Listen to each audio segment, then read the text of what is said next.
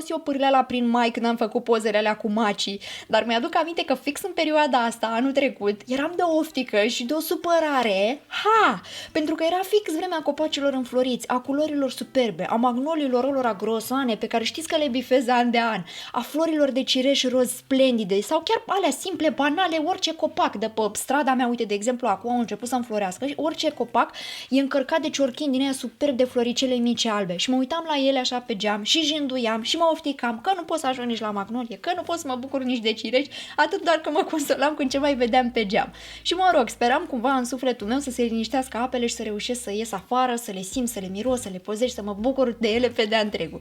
Nu s-a întâmplat anul trecut, dar anul ăsta, chiar dacă iarna se lasă greu dusă, săptămâna trecută eram cu racleta la Merciulică și făceam acolo brandul, lucram la antebranz, dar chiar dacă se lasă greu dusă, trag speranță că gata, terminarăm cu ea și putem să spunem, ținând cont de soarele ăsta superb de care mă bucur chiar și astăzi, putem să spunem că, fraților, a venit în sfârșit primăvara. Și dacă n-a venit și dacă vrea iarna să se mai întoarcă puțin, eu mi-am propus ca prin materialul de astăzi, care să știți că va fi unul foarte floral, olfactiv, colorat, plin de recomandări de toate felurile, mi-am propus ca, prin intermediul lui, să aducem primăvara și să o stabilim, să o legăm bine de tot în cășile noastre. Dacă o vrea ea să mai plece din când în când să mai facă loc iernii, treaba ei, dar prin ceea ce vă voi recomanda, vreau să mă asigur că o vom avea prezentă cu noi în casă și în suflet și în minte și măcar din punct de vedere spiritual să fim pregătite și pregătiți pentru anotimpul ăsta superb de care sper să ne bucurăm cât mai mult. Așadar, fete și băieți, pentru cei care nu știți ce e cu clipul ăsta cu treburile primăvărate, ce poate sunteți pentru prima dată la mine pe canal, ăsta este un clip pe care eu îl fac o dată pe an în compania celui dedicat toamnei, care se numește Treburile tomnatice. Deci, de 2 ori pe an, recreez acest clip, toamna cu treburile tomnatice, primăvara cu treburile primăvăratice. Mi se pare mie un start foarte bun pentru a ne pregăti fie de sezonul cald, fie de sezonul rece.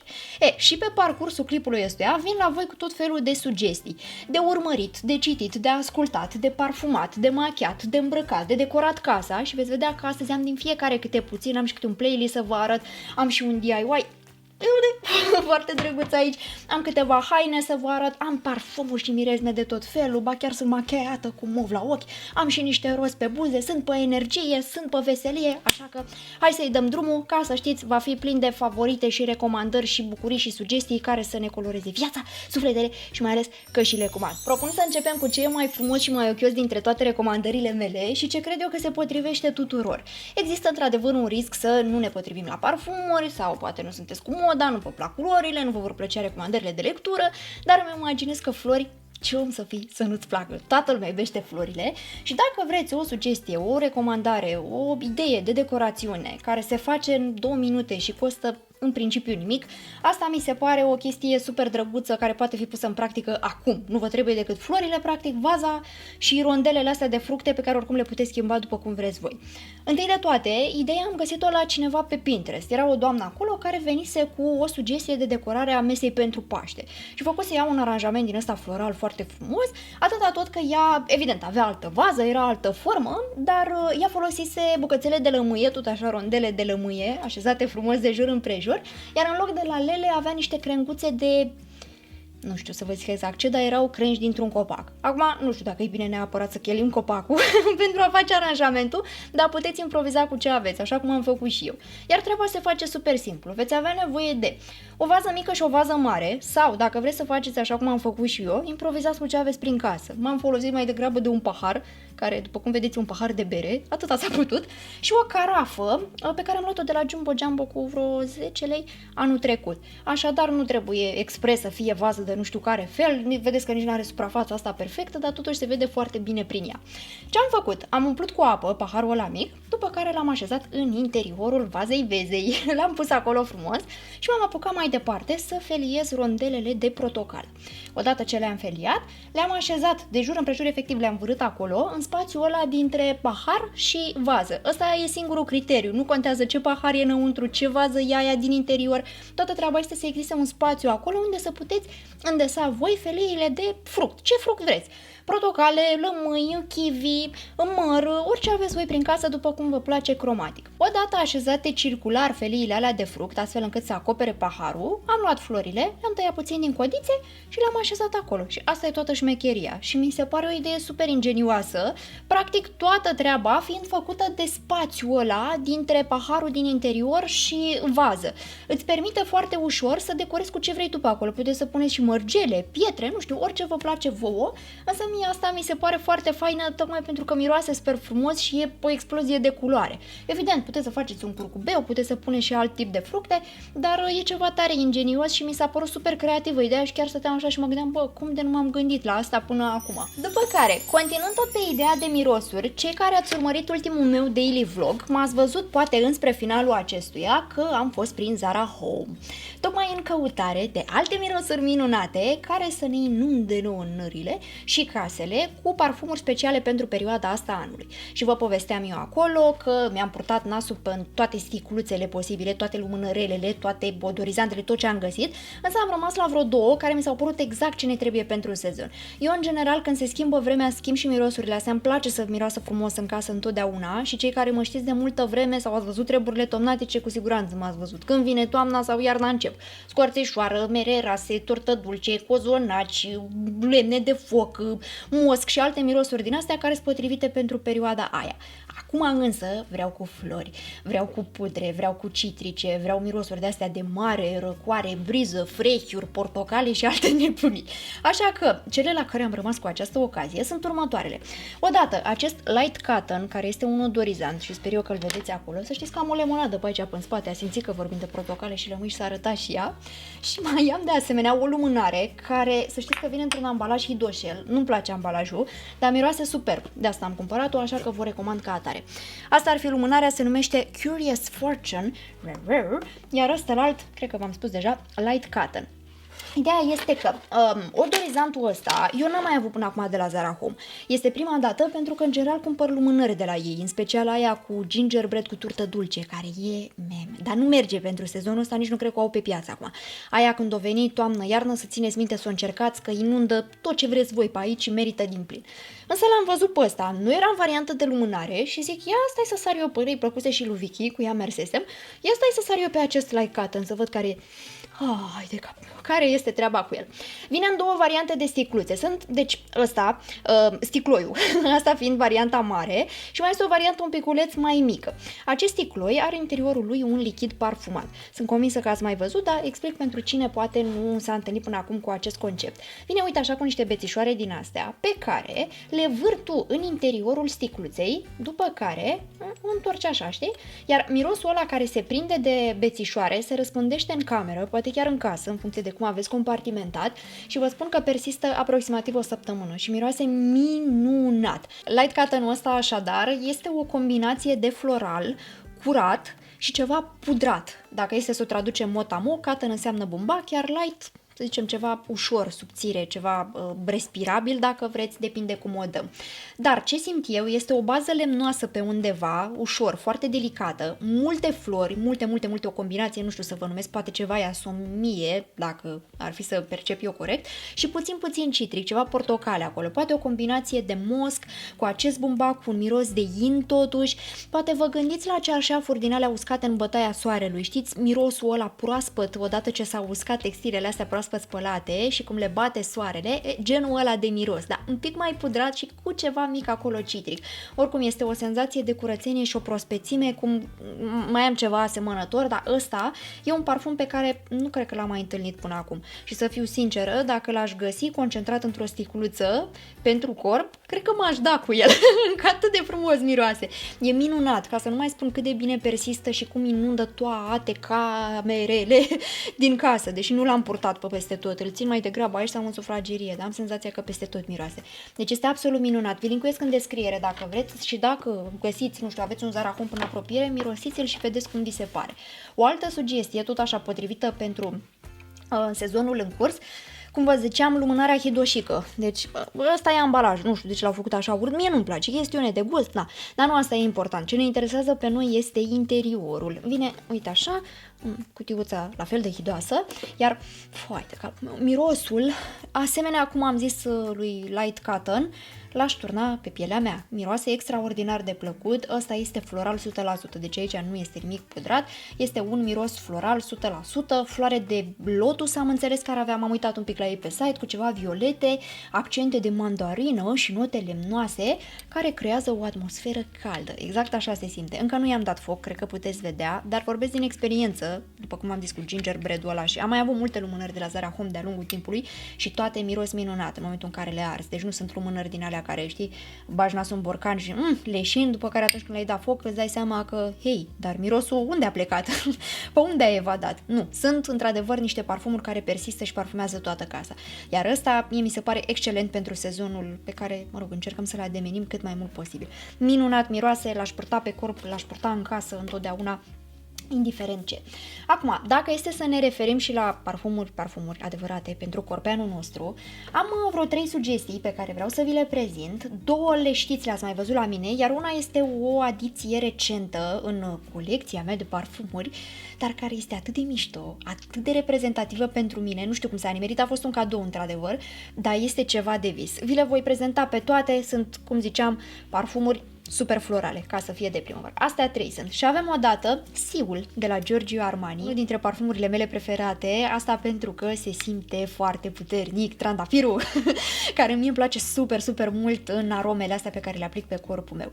Va persista acest trandafir, dar el mai conține note de coacăze negre, de vanilie și asta se simte foarte puternic, de frezie, de nu știu ce iris, depinde și de pH-ul pielii voastre. Pentru mine însă este trandafir și vanilie, asta simt chiar și după multe ore, rămâne trandafirul ăla acolo, dar pe parcursul orelor să știți că se deschide, devine din ce în ce mai sofisticat. Inițial se simte ca un parfum relativ dulceag, floral dulceag, poate ușor gurmand datorită vaniliei, dar pe parcursul orelor, după ce se așează mai bine pe piele și se mai potolește un pic din dulceața aia de început, devine mult mai sofisticat și mult mai luxos. Este un parfum pe care eu l-aș asocia unei firi delicate, feminine, romantice.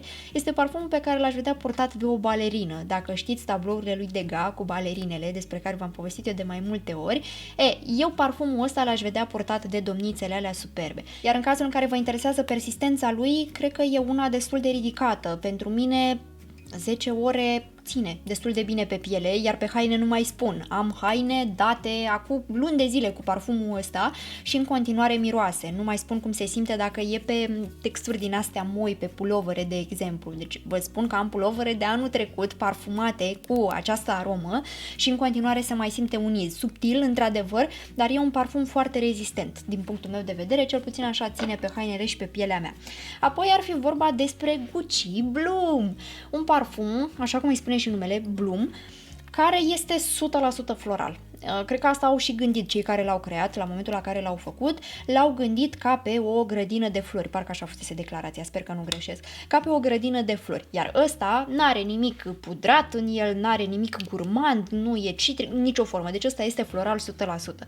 Miroase foarte frumos și el și este un parfum care se va potrivi acelora dintre voi care iubiți tuberozele.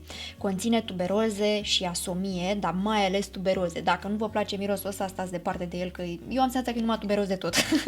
Evident, el mai conține și alte arome, dar eu simt foarte puternic această tuberoză. Foarte proaspăt, foarte aerisit, ceva tineresc, alb, genul de parfum pe care l-aș purta atunci când e foarte cald afară. Poate voi nu aveți problema asta, dar în cazul meu, atunci când sunt 40 de grade afară, încerc să mă feresc de mirosurile alea care lasă dâr în spate. Mirosurile, nu știu, foarte puternice, nu vreau cumva să mă mișc dintr-un anumit loc și să rămână așa o pată de o aromă, un parfum în spatele meu. Vreau să fiu parfumată cât mai natural și cât mai discret atunci că leșini la cât de cald este afară. Genul ăsta de parfum este unul pe care l-aș purta totuși și când sunt 40 de grade afară, pentru că nu e necăcios, nu are dulceața aia enervantă care rămâne în urmă. E cât se poate de respirabil.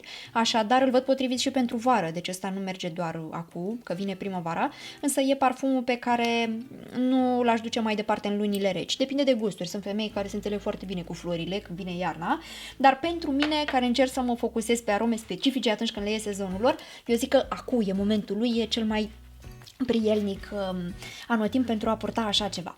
Iar ultimul parfum pe care vreau să vi-l arăt, cel mai nou intrat în colecția mea, l-am prezentat prima dată pe Instagram, cred că cu câteva săptămâni a ajuns la mine. A fost un cadou, într-adevăr, le mulțumesc foarte mult celor de la Obsentum care mi l-au trimis atunci și chiar le-am spus că, bă băieți, nu știu cum l-ați gândit, dacă a fost intenționat așa sau așa s-a nimerit, dar nu cred că exista un parfum mai potrivit pe care să mi-l trimiteți, în afară de ăsta. A venit într-un ambalaj foarte frumos și este un parfum de nișă de care eu nu m-am mai lovit până acum, ca să ne înțelegem din start. Mi-a trimis parfumul, atât, deci n-au nicio treabă, nu mi-a zis nimeni ce să zic, de fapt nici nu trebuia să zic, eu vreau să fac asta pentru că e cu adevărat ceva deosebit și vi-l recomand ca atare, dar să nu înțelegeți în vreo formă că vorbesc de el pentru că mi l-au trimis.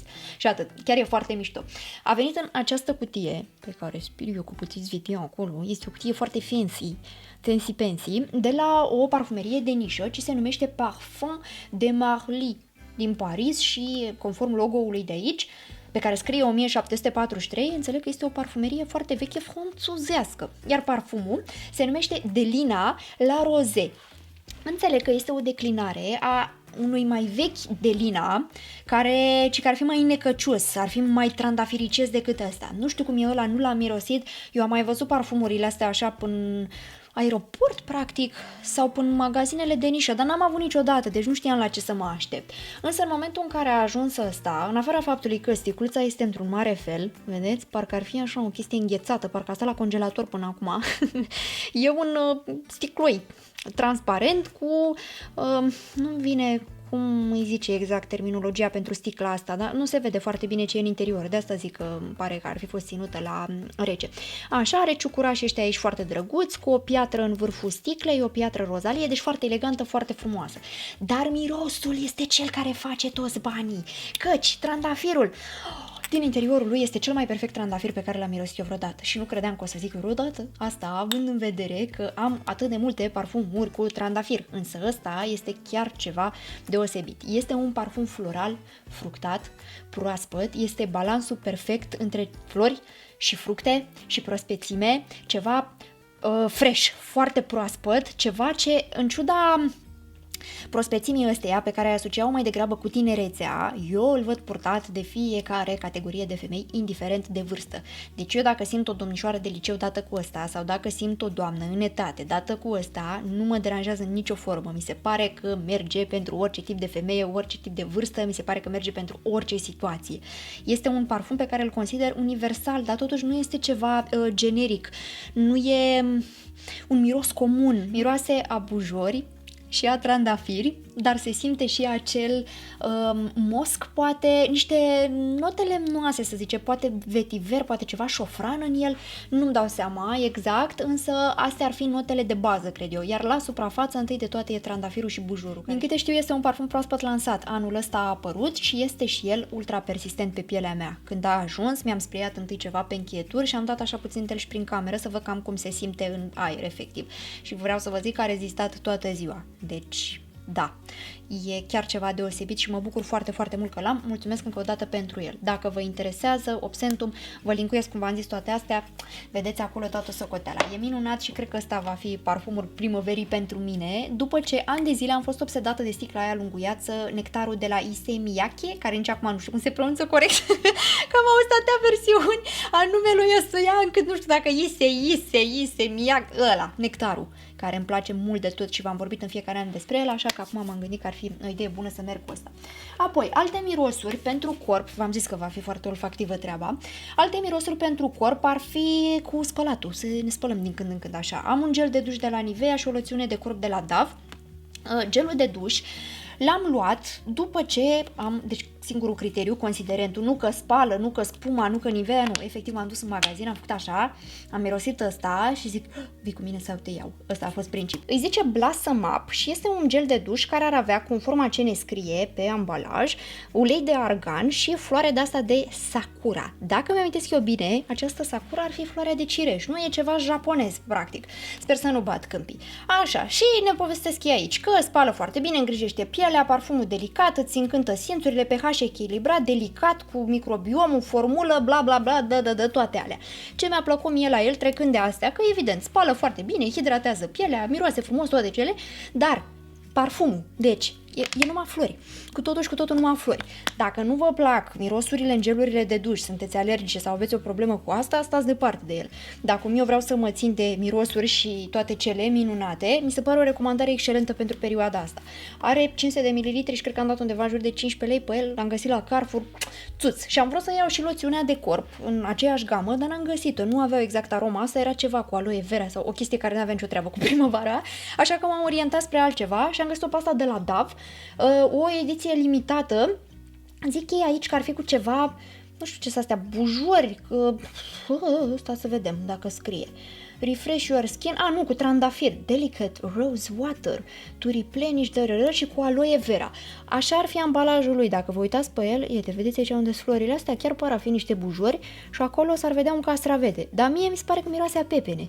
Deci nu știu dacă e neapărat cu bujori și cu aloe, mie mi se pare că miroase a pepene. Deci este o loțiune, se numește Soothing Summer Ritual, uite-mă, cu aloe vera și cu rose water, scria pe partea din față, dacă n-avea gură să strige tot degeaba. Și a fost exact aceeași chestie. M-am dus, am făcut așa și ce mi-a plăcut cu miroase pe ăla l-am luat. La fel, minunat pe piele. Persistă mirosul câteva ore bune după ce am făcut gelul de duș, m-am dat cu ăsta și oricum pielea este cremoasă și miroase minunat de la Nivea. După aia m-am dat și cu ăsta care se absorbe imediat și o las așa de fină și de catifelată și mirosind minunat. Iar acum e extraordinar. Bine, poți să te cu el și iarna, evident. Eu încerc însă să mă țin de tematică. Tot așa la preț 15 lei, vreo 20 de lei să zic că am dat și sigur se găsește în toate astea, în Carrefour, Cora, Auchan, Mega, Lidl, în toate. Eu l-am luat însă din Carrefour. Acum, ultimele chestii pe partea de mirosuri, după care trecem la roz, pe buze și la mov, la ochi și alte nebuneli, am niște treburi, niște scheme și pentru haine să zic, ar fi odată de la Sabon un spray de dat pe textile. Sabonul știți că face de regulă loțiuni de corp, creme pentru mâini, scraburi și alte de-astea, dar au și o gamă foarte mișto de parfumuri și mirosuri pentru casă. Și am găsit eu la ei un spray pe care îl dai tu efectiv pe textilele din casa ta și care miroase, fetelor, vă zic că am dat cu el câteva fâsuri și mi-a mirosit în casă 3 zile după aia. Super persistent și puternic mirosul. Așa ar fi sticluța, fabric mist, nu știu ce zice acolo, linen. Linen ăsta bănuiesc că e pânză, nu? Acum pânza, dacă o avea mirosul ăsta, dacă nu, dar zici că sunt haine din alea proaspăt scoase din mașina de spălat, lăsate să o suce la soare, toată treaba asta amplificată de 5 sau 10 ori. Deci e foarte, hai de capul meu, intens mirosul. Efectiv, uite așa, îl iei și țâc, faci cu el pe haine, pe așternuturi, pe prosoape, pe fețele de pernă, chiar și pe prosoapele alea de bucătărie, nu neapărat de cele pentru baie, pe fața de masă, pe ce vrei tu.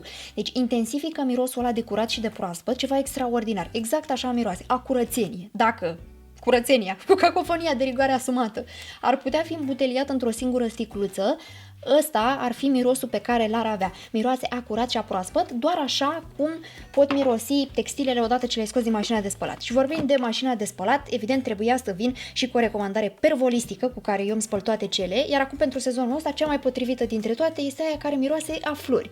Ei au câte o gamă de detergenți, cu accent pe acești detergenți, că de multe ori primesc comentarii de la voi în care îmi spuneți că, băi, am încercat și eu balsamurile de la Pervol și ce minunate sunt. Nu sunt balsamuri, Pervolul nu face balsamuri, ăsta este detergent pentru rufe. Și așa cum ziceam, ei au câte o gamă pentru fiecare tip de țesătură, că sunt ele sintetice sau că sunt naturale, că sunt pentru haine colorate, că sunt pentru haine închise la culoare, că sunt pentru haine albe, tot ce vrei tu, există câte un Pervol pentru ele. Dar cel pe care îl recomand eu acum este Renew and Blossom-ul ăsta, care miroase a primăvară, acurat și a flori, că spală foarte bine, că protejează țesăturile, că menține culorile ca noi. Astea toate sunt lucruri pe care le-am mai discutat până acum, că știți, de multă vreme le folosesc și v-am mai zis, dar dacă vă doriți unul care să nu necesite balsam și care într-adevăr are un parfum elegant, sofisticat și lasă mirosul ăla în haine după ce le-ai spălat, ăsta este ceea ce trebuie. Pentru toate tipurile de țesături, deci dacă cel pentru haine negre se potrivește doar pentru ale închise la culoare sau colorul e doar pentru cele colorate, Renew and Blossom ăsta poate fi folosit pentru orice și recomand să-l încercați chiar fără balsam și vedeți cum este. Să vedeți dacă nu o să-mi dați dreptate, că nu mai are nevoie de niciun fel de balsam. Eu nu mai folosesc. De când l-am pe ăsta, am turnat acolo un căpăcel în mașina de spălat și nu mai îmi bat capul cu nimic. Miroase minunat. Ia. Deci, practic, este primăvară într-o sticlă roz! Dacă n-ați văzut, și sticluța tot roz este. Iar acum, dacă tot am finalizat cu mirosurile și chiar am finalizat, să vă arăt cam ce am început eu să folosesc de când cu venirea primăverii. Și trebuie, evident, să încep cu blush-urile. Blush-urile fiind acel produs de înfrumusețare pe care e adevărat că eu îl folosesc în tot timpul anului, dar mai ales acum, când este primăvara și știți expresia cu bujori în obrăjori, mi se pare că acu e vremea lui cu atât mai mult. Pentru cine nu folosește blush, dați-i o șansă acum și încercați, pentru că asta e perioada cea mai frumoasă. Și voiam să vă arăt două recomandări care se găsesc tot așa în toate drogheriile astea, în DM, în Carrefour, Kaufland, unde există un raion de machiaj veți găsi. De la L'Oreal sunt genul ăsta de blush-uri, sunt niște lansări mai vechi, nu sunt apărute acum, dar am început eu să le folosesc mai mult acum. Am o dată ăsta cu pepene, cu care sunt dată și astăzi, sper că îl puteți vedea, Melon Dollar Baby, iar ăstălalt, dacă ar vrea să ne punem în focus, Life's a Peach. Ăsta e, ce să vedeți, un piersiciu, ăstălalt merge într-o zonă mai degrabă rozalie. Sunt niște culori foarte frumoase, care consider eu că sunt potrivite pentru toate tipurile de ten. Mă refer nu neapărat la tenul gras, uscat, normal și așa mai departe, ci mai degrabă la nuanța pielii. Cred că este un produs potrivit tuturor tonalităților de piele, că e un ten mai măsliniu, că e unul mai roșiatic, că ești mai bronzat, mai puțin bronzat, mă rog, eu cred că blush-urile astea se potrivesc, nuanțele mi se par universal valabile. Acum v-am zis, sunt dată cu Melon Dollar Baby, așa zic? Da, Melon Dollar Baby și dacă puteți voi vedea pe ambalaj, chiar are un pepene ieșit în relief acolo. Să știți că este și un miros foarte subtil fructat, în cazul ăstuia pepene, iar pentru celălalt a piersică, dar nu persistă, e doar o chestie. Și așa când îți bagi nasul în el, miroase ceva frumos, ușor dulceag, un miros acolo fructat. Ce îmi place mie foarte mult la el este că se aplică ușor, este foarte pigmentat, astfel încât trebuie să fiu delicată cu pensula, să nu pun o cantitate prea mare și are un aspect foarte natural pe piele. Nu e deloc prăfos, nu rămâne la suprafață, se topește efectiv în piele și pare că așa aș fi eu din interior. Deci am această strălucire în mod natural, nu este ca și când, mi-am trântit un produs acolo și s-a așezat și el și arată fake, știi, arată ceva fals. Adică pare că e de acolo. De la mine, de la mama natură, pe când eu de fapt sunt dată cu blush-ul ăsta. Acum îmi imaginez că un astfel de produs te poate ține mult, dacă nu machiezi pe alții, 40 de lei, 50 de lei cât ar costa un blush din ăsta, te ține tot anul, dacă nu vrei tu să-ți faci colecție. Așa că eu l-aș recomanda, mi se pare un produs foarte bun, care se așează natural, este ușor de folosit, culorile sunt foarte frumoase și ambele îmi plac foarte, foarte mult și de când cu primăvara asta folosesc. Acum nu știu cât de bine îl vedeți voi acolo la cameră, pentru că v-am mai povestit eu, dacă vreau să arăt ca un om și să pot ieși din casă după ce filmez, nu pot să-mi aplic o cantitate foarte mare ca să o poată vedea și camera. Dar să știți, sunt dată cu blush acum și arată foarte frumos. Este o strălucire superbă, rozalie, tinerească, așa cum îmi doresc eu pentru primăvară. Acum la ochi, dacă mă puteți vedea voi, eu am încercat să și filmez atunci când m-am machiat. Dacă a prins camera, sper, dacă nu, măcar acum să mă vedeți. Sunt dată cu un tuș mov, tocmai pentru că v-am zis că vreau să experimentez din ce în ce mai mult cu nuanțele, ca să nu zic cu culorile, pe tot tenul meu. Dar îndeoseb pentru zona ochilor. Am început să port foarte mult albastru anul ăsta, cred că m-ați văzut, și acum am zis să încerc și alte chestii și am trecut la un mov. Am găsit așadar, tot în Carrefour, un tuș de la Rimmel, se numește nu zice decât că, Wonderproof, uite, citeam prost, nu citiam, Wonderproof, nu Waterproof, în culoarea asta movulie, sper eu că îl puteți vedea acolo. Am și un ruj în mână, vă povestesc imediat despre el. E un produs foarte accesibil, 16 lei costă toată treaba asta și dacă v-ați mai uitat la mine în anii trecuți, ați văzut posibil că mai avem eu niște tușuri de la ei, tot așa de la Rimmel, numai că era ambalajul puțin diferit, în toate culorile posibile și cred că dintre toate tușele pe care le-am folosit eu până acum colorate, astea de la Rimmel mi s-au părut cele mai bune, că erau foarte pigmentate și spun erau că nu le mai am, le-am aruncat, trecuse deja ceva timp de când le aveam și am zis să le dau, că ajung în contact cu ochii și nu vreau să fac alte prostii, dar am avut verde, am avut portocaliu, roz, albastru metalizat, argintiu, auriu, toate culorile posibile și au fost minunate. Însă, acum când m-am dus, n-am găsit mov pentru ăla și l-am luat pe ăsta, care a costat, cred că vreo 16 lei. Partea bună la el este că e o construcție, adică Și acum vine și partea proastă. Dacă aplici o singură liniuță, nu se vede foarte clar culoarea. Nu e un produs opac, să zici că dintr-o singură aplicare, gata, ai ieșit pe ușă și ai rezolvat situația. Dar dacă ai răbdare să-l construiești, ai aplicat un strat, nu știu, îți faci după aia fața, sprâncenele, treaba ta, după care mai revii cu un strat și dacă vrei tu să fii sigură 100%, mai dai încă unul, iese o culoare foarte frumoasă, un mov, exact așa cum îl vedeți acolo la ochii mei. E un violet închis, foarte frumos, un purpuriu superb. Atâta tot că trebuie să-l construiești, să pui peste. O altă chestie de care trebuie ținut cont este aplicatorul. O să încerc să vi-l arăt acum în cazul în care nu s-a văzut bine când mi l-am aplicat eu. Uite, cam așa ar fi. Bine, dacă vrea să vi-l arate, eu am bunăvoință acum să aibă și el.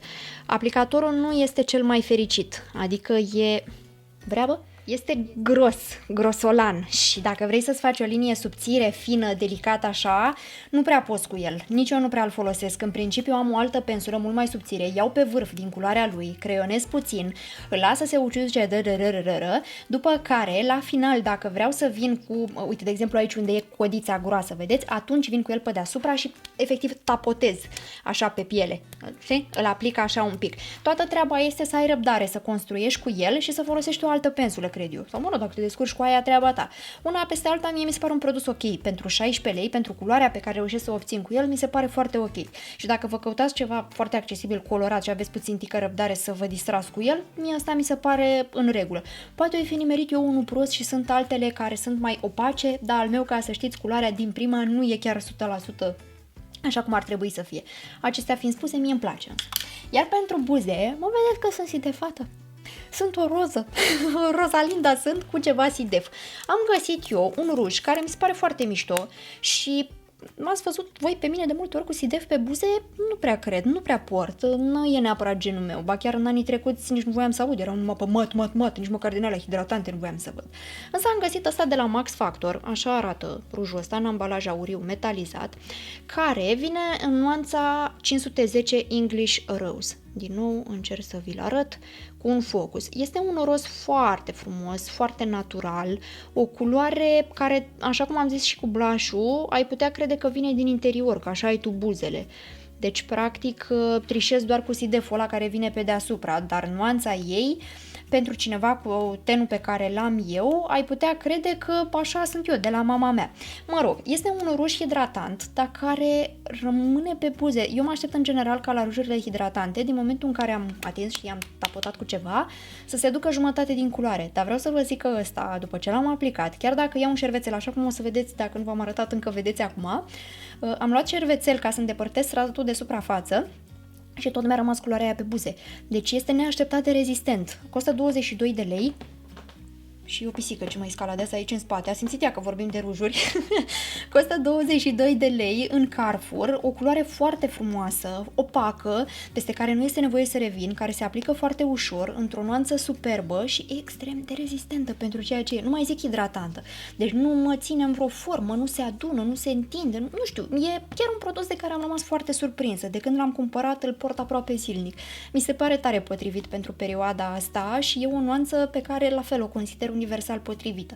Asta dacă vă place sideful. Dacă nu, ce puteți să faceți este fie să-i puneți ceva pe deasupra sau să tapotați cu șervețelul ăla după ce ați aplicat o nuanță, că se duce din sidef, într-adevăr, dar culoarea rămâne acolo. Și asta mi se pare tare mișto. Deci îmi place super mult rujul ăsta. Bravo, Max Factor. Foarte tare. Ok, cred că astea au fost pe partea de mirosuri, parfumuri, toate cele. Am ajuns la fashion, unde iarăși am recomandări colorate, minunate, de toate formele posibile. Și voiam să începem cu ceva ce ați văzut dacă v-ați uitat recent. Am și o perie pe aici să mai mi-așez din când în când așa părul meu cel rebelbil. Dacă v-ați uitat recent la haul de primăvară pe care l-am făcut, ați văzut acolo poate că vă arătați mie un rochițon alb. Era, nu neapărat cort, dar era o chestie așa lărguță, cloș, era o rochie cămașă, din bumbac 100%, pe care clar o vedeți mai bine din ce filmez, pozez, din ce vă arăt pe aici, decât din mâna mea, dar ca să știți, asta este. Este o rochie cămașă albă, într-un material foarte respirabil, într-o croială pe care vă povesteam eu, sau mă rog, pe care vă descriam eu atunci, spunându-vă că eu o consider potrivită indiferent de silueta doamnei. Și tocmai pentru că ea este totuși o rochie atât de simplă, în ciuda cloșului pe care l-are și, mă rog, mânecile ușor bufante, nu bifante, este o croială ce permite accesorizarea cu tot felul de chestii. Deci dacă nu ți se potrivește neapărat asta, exact așa cum e în forma în care o cumperi, poți să-i pui o curea în talie, poți să-i legi o eșarfă, poți să-i pui nu știu câte accesorii, poți să o scurtezi dacă tu consideri că e cazul și poate fi purtată cu Adidas, poate fi purtată cu espadrile, chiar am aici o pereche lângă mine, cu sandale elegante, cu balerini, cu pantofi sport, cu ce vrei tu, cu o jachetă de piele, cu un trench pe deasupra, vă arăt și din alea. Deci merge accesorizată într-o mulțime de forme variante și vă recomand pe ea, deci dacă e să vă luați un singur articol de îmbrăcăminte în primăvara asta, luați-vă o rochie albă, poate nu e neapărat asta de aici, dar dacă găsiți o alta, tot așa încercați să fie o chestie foarte versatilă, fără brizbrizuri, fără încărcături, tocmai ca să vă permită vouă să o accesorizați în multe feluri și să scoateți multe ținute cu ea. Asta e undeva în jur de 160 de lei, ceea ce mi se pare în regulă, ținând cont că e compoziție numai din fibră naturală, deci nu are poliester sau alte prostii, se așează foarte bine, e foarte flatantă, permite accesorizarea, deci o rochie albă să fie acolo primăvara ca să începem cu dreptul. Apoi ar mai fi vorba despre trench. Despre trenciuri, opțional, dacă vreți. Trenciul este acel articol de îmbrăcăminte clasic pe care eu l-am adus în atenție de, nici nu mai știu câte ori, am pierdut șirul, și acel articol pe care îl veți întâlni pe toate listele alea cu articole ce n-ar trebui să-ți lipsească din garderobă. Știți că există o mulțime de articole, o mulțime de scrieri, o mulțime de videoclipuri cu fete care fac genul ăsta de clipuri în care îți vorbesc de 10 piese clasice pe care ar trebui să le aibă toată lumea în garderobă. Trenciul este nelipsit din listele astea și eu v-am zis și am multe trenciuri la mine în colecție, mă rog, garderobă, minunate, sunt extraordinare, versatile până la cer, purtabile într-o mulțime de conjuncturi pentru multe anotimpuri și dacă le alegeți cum trebuie, o să vă țină ani și ani și nu o să vă dezamăgească. Iar recomandările pe care le am eu ar fi ceva lemonada, să ajungă mai confortabil. Ar fi odată ăsta de la Mini-Pri, pe care l-ați văzut mai bine chiar în ultimul daily vlog și o să inserez și o poză pe aici, l-am pus și pe Instagram. Ăsta este un model mai modern, pentru că e o combinație cu materialul ăsta maro și cu inserțiile din piele ecologică, cu nasturi aurii, cu epoleți, croiala fiind una clasică de trench. L-am găsit eu la Mini-Pri, eticheta lui fiind însă River Island și este minunat și știu că îmi va fi de folos multe anotimpuri de acum încolo. E clasic, pot să-l port la o mulțime de treburi. Chiar dacă are accentele alea moderne, croiala este clasică și pot să-l port la o mulțime de treburi. Peste blugi, peste pantaloni eleganți, peste fuste cloși, poți să-l port peste rochii nu știu de care. Deci chiar nu văd în ce variantă n-ai putea purta un trench.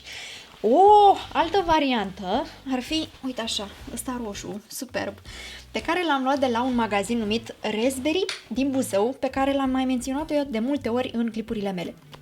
Mă duc acolo de câte ori ajung până în Buzău, mă duc cu mama și găsesc tot felul de haine de la branduri din astea care au fabrici în România. Exemplu de față, trenciul ăsta este de la Karen Millen, iar eu l-am luat mai ieftin din acest Raspberry decât ar fi el în mod normal pe site la Karen Millen. L-am luat cu 300 și ceva de lei, cred că a fost aproape de 400 de lei. Să știți că încă este pe site dacă vă interesează. E adevărat că nu e tocmai o sumă mică, dar gândiți-vă că este un articol pe care puteți să-l țineți 10 ani în garderoba voastră sau chiar mai bine, care nu se demodează, pentru că ăsta este cât se poate de clasic, doar culoarea, să zicem că ar fi un pic mai așa pe câmpiuță, dar altfel croiala lui este clasică și poate fi purtat și spurtat. Dacă vă căutați o singură haină pentru primăvara asta, eu v-aș recomanda să vă luați un trench. Evident că puteți să-l purtați și la toamnă, deci nu rămâne doar pentru acum și anii ce vin, dar e minunat și sunt foarte elegante articolele astea, nu doar elegante, dar sunt și versatile și încerc pe cât posibil să vin la voi cu recomandări al căror potențial îl puteți maximiza într-o mulțime de ținute. O altă variantă pe care eu nu am aici, dar m-am uitat așa pe net să văd ce mai găsesc, la vreo 200 de lei era un trench în magazinul Orsay, un roz pudrat, foarte drăguț, mi s-a părut și ăla, tot așa clasic, materialul părea de bună calitate și am văzut că îl mai aveau și pe alte culori. Vă inserez pe aici poză și vă las și link în descriere ca să-l vedeți. Deci există multe opțiuni, vedeți voi ce vi se potrivește mai bine, poate îl vreți mai oversize, mai lung, mai scurt, mai legat, mai nu știu cum, dacă vreți o variantă mai modernă, mai clasică, sau bineînțeles rămâne și ideea SH-urilor clasice, unde găsiți cele mai mișto trenciuri din toate timpurile. V-am povestit când am făcut clipul dedicat trenciului de Burberry-urile alea superbe pe care le găseam în magazinele de tip SH, așa că merită să aruncați un ochi și pe acolo, scotociți, vedeți ce găsiți, cu siguranță prindeți un trench beton, dar să aveți un trench, asta tot încerc să zic. Pe ideea de accesorii, mai departe, să știți că am și niște poșete, espadrilele, voiam să vă arăt și o bentiță drăguță pe care ați mai văzut-o voi, fie pe Instagram, am inserat aici când am purtat-o recent. Pentița asta roz din mătase cu ceva pietre frumoase. Fie ați văzut-o atunci când am despachetat pachetele de la voi. Nu mai țin minte în care clip a fost, dar mi-a trimis o domnișoară foarte drăguță care are un magazin de astea handmade, de accesorii handmade, se numește My Hair Accessories. Uite așa. Nu știu dacă se vede acolo eticheta, dar o găsiți oricum, fie pe Instagram direct, fie în linkul pe care vi-l pun eu, și face tot felul de bentițe din astea simpatice, care mi se par tare drăguțe și cred că sunt foarte feminine și mai ales pentru perioada în care ne aflăm. Uite așa, mă rog, îți prinzi tu părul, ți-l ridici după cum consideri. Găsesc în toate magazinele, are și H&M-ul și Zara și la Menipri nu mai zic câte bentițe, sunt cam și o mulțime de acolo, dar se poartă de câțiva ani în continuu bentițele. Și o chestie din asta așa super colorată, vedeți că sunt foarte setată pe culori de ceva timp, deci numai culoare vreau să am în fața ochilor. Și mergând pe aceeași idee, o să fie un pic greu să ajung la poșete, așa că vă arăt prima dată încălțămintea. Spun că o să fie greu de ajuns la poșete pentru că am pus toate hainele alea pe ele. Pentru încălțăminte, vă zisesem ceva de niște espadrile. Și dacă vă amintiți voi de astea, espadrilele astea pe care le-am din 2018 sau 2017 și în continuare le port, și știu că nu veți mai găsi exact modelul ăsta, dar sunt acel articol de încălțăminte care apare în fiecare an. Reeditat, că e altă culoare, că e altă înălțimea tocului, că aici e iută și nu e sfoară, habar n-am. Dar espadrilele sunt compromisul perfect între înălțime și confort, între ceva feminin și ceva foarte, foarte practic. Pot fi purtate și primăvara, pot fi purtate și vara, iar eu sunt o mare fană a espadrilelor, îmi cumpăr în fiecare an, nu sunt scumpe deloc, ba chiar mi-am luat anul trecut unele de la H&M cu vreo 40 de lei, care sunt foarte bune și acum, iar astea m-au costat vreo 20 de euro de la Pimki le-am luat, v-am zis, nu se mai găsesc, de la Pimki le-am luat, 20 de euro am dat pe ele atunci și dacă stau să calculez de câte ori le-am purtat, deci am scos costul per purtare, cred că chiar pe minus, dacă stau să iau așa. Sunt foarte, foarte frumoase, se leagă, uite așa, am dormat, se leagă, uite așa, cu sfoară din asta sau panglică pe picior, se așează super bine, confortabile și merg și ele, în câte combinații merg. Iar pentru cine nu poartă toc, nu vrea talpă ortopedică, nimic de genul ăsta, sunt încălțările de la Eco Adidas. Mă rog, pantofi sport, cum vrea fiecare să le spună, au pe mai multe culori, însă eu am vrut să vi arăt pe ăștia roșii, că sunt cei mai frumoși din punctul meu de vedere și mă gândeam, dacă sunteți niște gagici mai sport sau preferați în general confortul și nu aveți nicio treabă cu latura asta feminină, să încercați ceva colorat. Mai au și pe galben, mai au și pe mov, dar mie ăștia roșii mi se par ce trebuie. Nu insist cu ei că oricum le-am făcut clip. Aoleu, am mișcat microfonul. Uite așa, mă iau palpitațiile și emoțiile. Le-am făcut clip recent, i-ați văzut acolo. Sunt un material, o piele din asta, o combinație de piele cu ceva șosetă în care efectiv vâr piciorul. Pot fi purtați și pentru chestii de-astea mai sportivo-antrenante, adică la drumeție sau efectiv prin oraș, după cum îi por și eu, mă știți că sunt această sportivă de excepție. Da, ce vreau să zic, o idee de încălțăminte confortabilă, colorată cum trebuie, să fie ce ne trebuie nouă pentru sezonul ăsta, domnule, să fie o primăvară colorată, așa cum trebuie. Și voiam să vă mai arăt și două genți pe care le-am luat recent. Mama, de fapt, este autoarea. Ea a operat acest aspect de la un alt magazin din Buzău, v-am zis eu de acel G-Art, de unde mai găsesc eu paltoane și bluze și genți de tot felul la prețuri foarte bune. Dacă vă amintiți pe aia mov, pe care v-am arătat-o recent, eram toată în lavandă, de acolo-i luată. Astea le-a găsit mama mea, sunt la fel, diferă doar culoarea, la prețuri foarte bune. Uite, pe asta nici n-am apucat încă să o port. Încerc să vă arăt acolo, dacă vedeți, se vede ceva? Nu știu dacă se vede, dar să știți că a fost 89 de lei treaba asta. Este o geantă dintr-o piele ecologică care vine, vedeți? Uite așa, are lanț din ăsta și are și o baretă din asta ca să poți să o porți tu cum vrei, gențile fiind de altfel un fel de plicuri. Mie nu prea îmi place să porc cu astea, așa că de regulă le îndes aici în interior, dar sunt foarte încăpătoare și ce m-a atras foarte mult la ele ar fi culoarea. O să-mi ziceți acum, mulțumim foarte mult, prietenă, sunt deosebită, ai niște jeans minunate, dar noi n-avem G-Art la noi în oraș, noi ce facem? Știu asta și în general evit să vă arăt articole pe care nu le găsiți, dar vi le arăt măcar pentru inspirație, că văzându-le, poate ziceți data viitoare când vă iese în cale o geantă roz și una neagră, nu mai luați pe aia neagră și vă orientați la aia roz. Asta este ideea mea cu articolele genul ăsta. Să vedeți că se poate purta totuși și culoare. Că așa mă deprimă când văd fete tinere, vesele, frumoase, minunate, extraordinare și le vezi îmbrăcate de zici că sunt în doliu. Chestiune de gust, știu foarte bine că nu se discută și că fiecare poartă ce-i place și în nicio formă nu încerc să zic că-i nașpa într-o formă și că-i nașpa într-un fel și că-i mai bine în alt fel. Dar ce vreau să zic este că mi-ar plăcea să văd mai multe culori Pe stradă, indiferent de vârstă, că sunt tinere, că sunt femei ceva mai înetate, mi-ar plăcea să văd mai multă chiuloare. Așadar, ar fi și asta, cred că o vedeți mai albastră decât ea de fapt, însă să știți că este un turcoaz, încerc să nu mai dărâm nimic, minunat. Deci asta ar fi și cu gențe. Iar acum că am terminat cu astea, să știți că am pentru voi și un playlist frumos pe care vreau să vi-l recomand, tot așa de primăvară, 2 cărțulii și am și un film minunat, numai bun de vizionat acum, în vremea asta. Și să începem cu playlistul, mă gândesc. Ar fi vorba despre un, cum să zic eu, nu e neapărat radio, dar e un videoclip foarte lung pe YouTube cu muzică de jazz care se numește Happy Spring Cafe. E doar muzică instrumentală, e super pe energie, pe veselie, pe joacă, muzică fără voce, că de asta este instrumental, care te bagă în starea aia de super bună dispoziție. Normal că poți să-l asculti când vrei tu, dar ei l-au numit Happy Spring Cafe. Vi-l las acolo link-ul în descriere, că știți că nu mă lasă YouTube să introduc nimic. Îmi place mult de tot. Când sunt în casă, pun la unboxe și îmi văd de treburile mele, îmi place să audă constant niște muzică, să intru în starea aia bună și atunci când îmi încep ziua cu genul ăsta de melodii, parcă rezistă pe tot parcursul zilei, așa cum ar trebui să țină și fondul de ten sau nu știu care machiaj. E foarte mișto, mie îmi place jazzul și genul ăsta așa vesel e chiar potrivit pentru perioada în curs. Pe partea de filme, ce vreau să vă recomand este o ecranizare a unei cărți scrise prin 1900 și ceva, început de secol 20 oricum, care se numește The Secret Garden sau în limba română Grădina Secretă. Filmul ăsta a fost ecranizat de mai multe ori, a apărut prima dată prin anii 70, apoi a mai fost o reeditare prin anii 90 și despre asta vreau să vă vorbesc și mai este și o variantă super modernă, colorată, cu efecte și toate nebunile posibile, a apărut anul trecut, prin 2020, deci depinde de voi pe care o alegeți. Personal, v-aș recomanda-o pe aia din anii 90, mi se pare cea mai bine jucată, cea mai bine structurată, decorurile cele mai frumoase, coloana sonoră superbă, actorii cei mai buni. Dacă însă preferați ceva, mă rog, ultra bogat din punct de vedere vizual și să zicem, în conformitate cu trendurile actuale, vedeți-o pe aia din 2020. Dar în cazul în care ați văzut deja 93-ul, vedeți asta din 2020, atunci cred că este în regulă. Dacă vreți însă să ascultați sfatul meu și n-ați văzut niciuna și nu știți despre ce e vorba, începeți cu aia din anii 90. Ca să vă spun pe scurt despre ce e vorba, este o poveste emoționantă despre viața unui copil sau viața văzută prin ochii unui copil.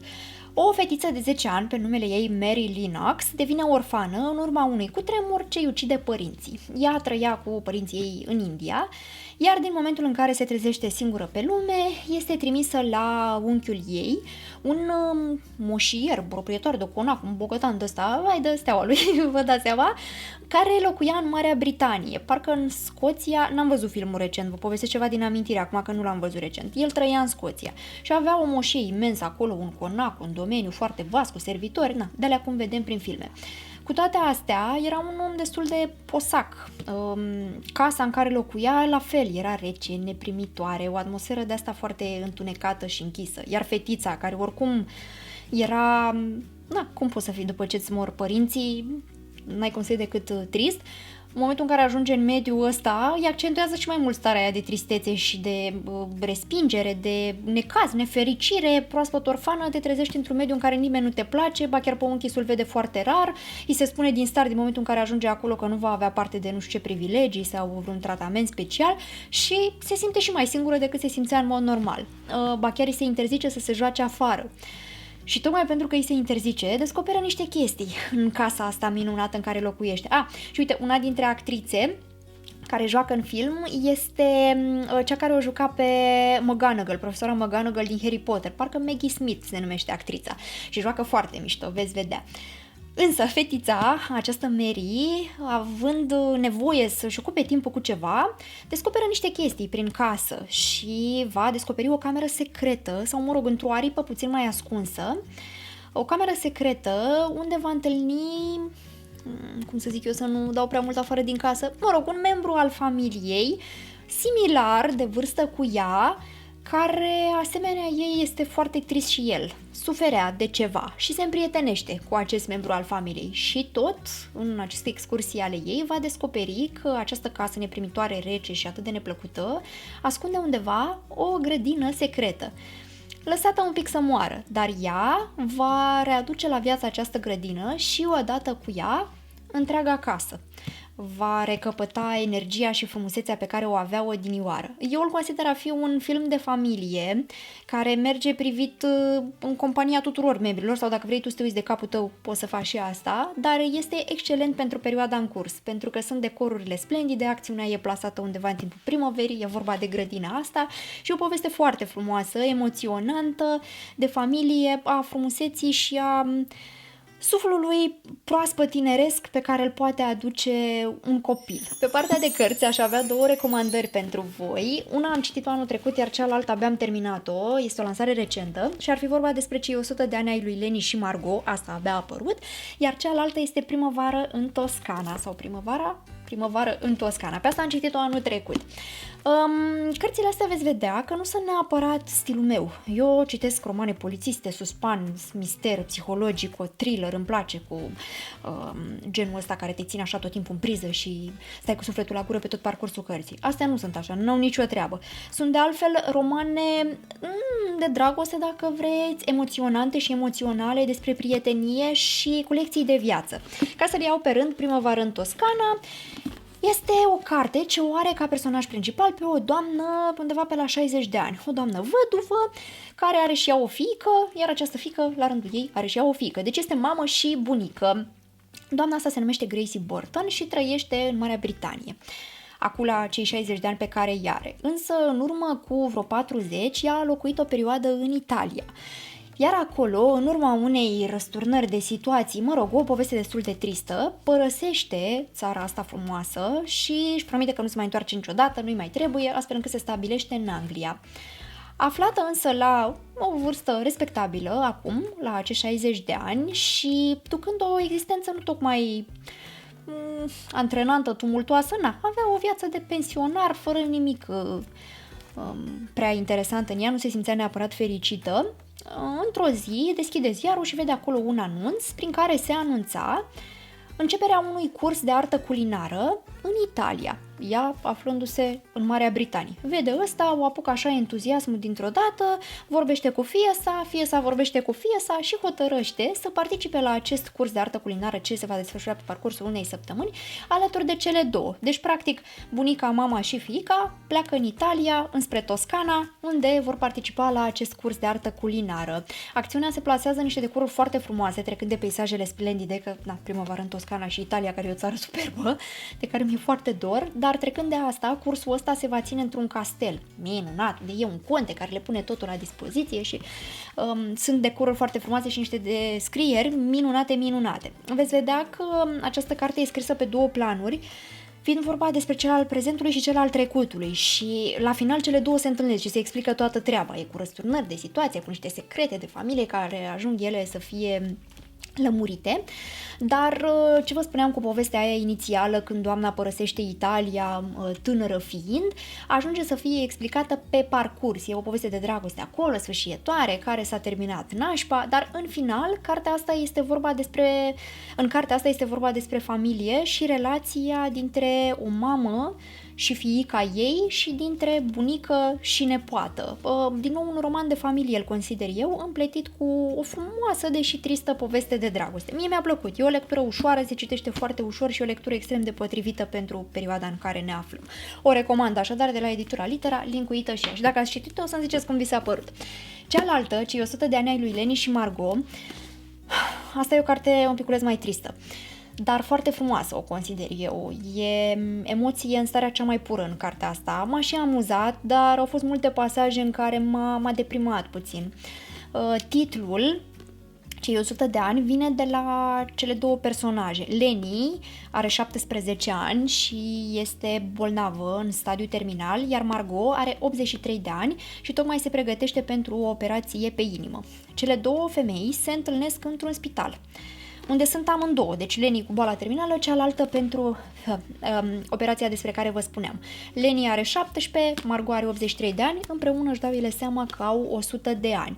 Care erau șansele ca astea două femei să se cunoască sau să aibă vreo legătură, dacă n-ar fi existat situația asta tragică? Probabil niciuna. Cât de des te împrietenești tu adolescent cu un om care are de 6 sau măcar de 5 ori vârsta ta? Mă bate matematica. Da, în principiu, nu prea. În cadrul acestui spital unde se află ambele femei, se deschide o nouă, nu știu cum să zic, un fel de curs, să zic, de artă pentru relaxarea pacienților și cei internați acolo puteau să picteze, să fie creativi, se încearcă un fel de terapie din asta prin artă. Ambele se înscriu la cursul ăsta, se întâlnesc acolo și încep să-și împărtășească povestea de viață pentru cealaltă. Vă dați seama câte povești avea Margot de 83 de ani de împărtășit către Leni, care abia își începea viața practic. Și decid ele ca pentru fiecare an din viața lor să picteze un tablou. Deci, Margot să picteze 83 de tablouri, iar Leni să picteze 17 tablouri, iar la final ele să aibă 100 de ani. Și se împrietenesc și își povestesc din istoria de viață. Leni povestește lui Margot despre mama ei alcoolică, despre tatăl care a părăsit-o. Margot la rândul ei îi spune despre prima dragoste, despre căsătoria cu un bărbat minunat, despre găinile și animalele pe care le aveau în ogradă și pe care le iubeau ca pe ochii din cap. Ajung la un moment dat undeva pe acoperișul acestui spital unde se uită la stele împreună și Margot povestește acolo o chestie foarte drăguță cu privire la aceste stele și îi zice lui Leni că uite ce frumos stelele astea, deși sunt moarte, astea pe care le vedem pe cer, nu mai rețin exact terminologia, deși au murit, ele în continuare strălucesc și ăsta e un lucru foarte frumos. Asta ținând cont că fetița de 17 ani era pe patul de moarte și încerca cumva prin metafore de genul ăsta pe care le veți vedea presărate pe parcursul întregii cărți să o îmbărbăteze, să o încurajeze și cred că până la urmă cartea e o lecție de viață pentru noi toți. Nu o să vă spun cum se termină, dar dacă vă doriți ceva care lasă urme, ceva puternic, ceva emoționant, ceva frumos până la urmă, e o carte extraordinară despre povești de viață și prietenie intergenerațională, dacă pot să-i zic așa. Eu una nu am prieteni atât de avansați, seniori, în afară de bunicile mele, dar cred că avem ce învăța de la bătrâni și poate că ăsta va fi un exemplu bun pentru aceia dintre noi care suntem mai tineri și, nu știu, vedem cumva bătrânețea ca pe ceva foarte, foarte îndepărtat. Cu toții vom ajunge acolo până la urmă. Iar cartea asta oferă o perspectivă foarte frumoasă asupra aspectului ăsta. Eu o recomand, se citește foarte ușor, să știți, și o găsiți, cred, tot de la Litera este, dar o găsiți pe toate astea, pe Elefant, pe Cărturești, vă linkuiesc eu toate cele acolo. Și cred că am terminat. Mai am încă o chestie să vă zic despre un canal de YouTube, față de care am făcut o obsesie recent, se numește House and Garden și este genul ăla de canal care prezintă casele în principiu bogaților.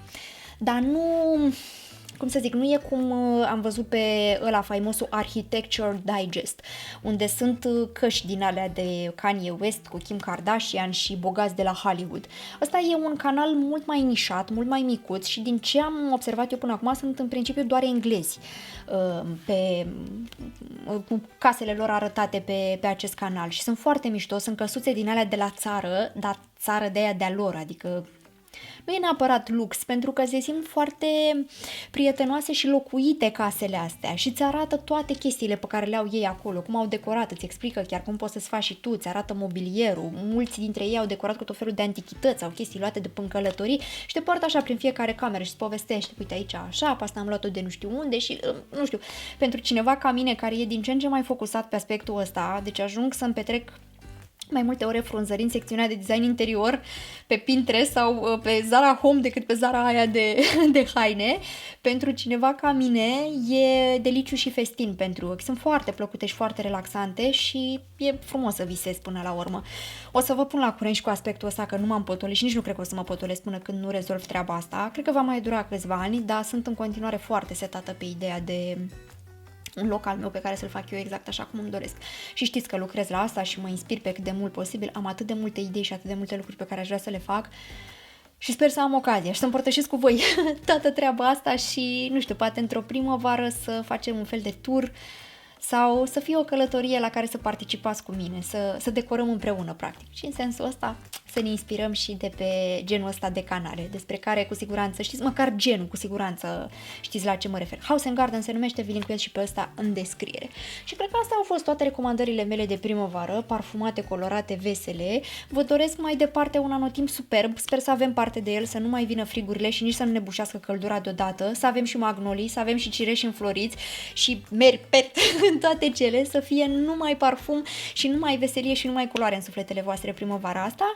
Vă mulțumesc mult de tot că v-ați uitat la clipul meu. Ca de obicei, recomandările voastre, sugestiile, lăsați-le în comentarii pe orice plan aveți și voi, dacă vreți să recomandați ceva, un miros care v-a plăcut, o carte ce vi se pare faină, un playlist de ascultat sau dacă ați văzut ceva, un rochiț, un bluziț pe care v-ar plăcea să-l împărtășiți cu Team Balaban, e binevenit întotdeauna acolo în comentarii. Pupicios mult toți și ne vedem joi, ăsta intră duminică, ne vedem joi cu un daily vlog, așa cum n-am mai făcut de multă vreme și care promit că va fi foarte mișto, cu ceva ce chiar mi-a lipsit. Veți vedea atunci. Pupicios mult toți și trecem, rupem săptămâna ce vine. Pa!